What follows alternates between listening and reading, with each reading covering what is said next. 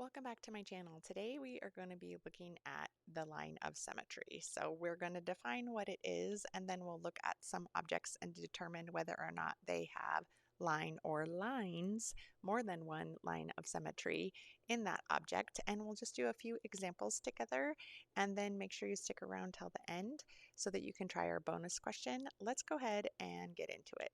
So what is a line of symmetry? A line of symmetry is a straight line that we can use to divide a shape or an object in half, and the halves would make mirror images of themselves. So they would be identical. And I like to think of cutting something in half. Can you fold it over? Will it line up and match? Just like how my thumb is laying on my thumb, right? They would fold up exactly the same, and all of my fingers would. And so the line of symmetry would be right in the center, and then I could fold and I would have identical halves. And so we're going to just go ahead and look at some of those objects and examples and determine if they have a line of symmetry or not.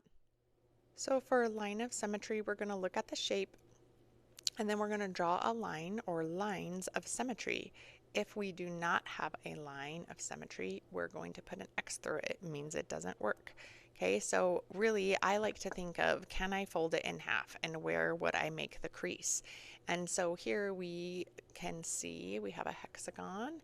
I'm going to make my first line of symmetry. I could fold it in half, and I know that if I folded it down, this part would touch here and this part would touch here. Okay, and then they would look like just one half of one, just like that. Okay, and so I have one line of symmetry. Can you find any others?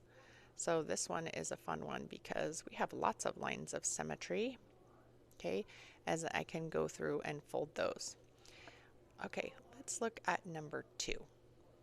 So we have a J. So first I'm going to think, okay, well, what if I just fold it in half right here? Okay. All right, so let's check it. All of the corners would need to match up. So this would match, that would match. I'm folding it either to the right or to the left, right in half. But we can start to see where we will have some discrepancies. This would not necessarily match here. Or if we look at this J, it would be way over here, and it's not going to line up. And so this is going to be one of our big fat X's. It does not work. Okay. Let's look at number 3. You try it. Go ahead and leave your answer in the comments. Tell me, does it have a line of symmetry? Yes or no? And if it does, how many lines of symmetry? So like on number 1, we had 3 separate lines of symmetry.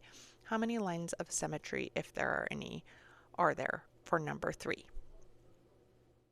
So we looked at the line of symmetry today, and really it was a quick overview. It's a quick review because everything that we're doing, the worksheet that you saw, is a review fluency practice out of our Summer Before 5th grade workbook.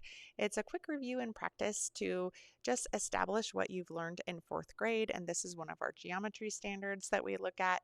And so if you're interested in that, go ahead and check out that link in the description. Thanks for learning with me today, and we'll see you on the next lesson.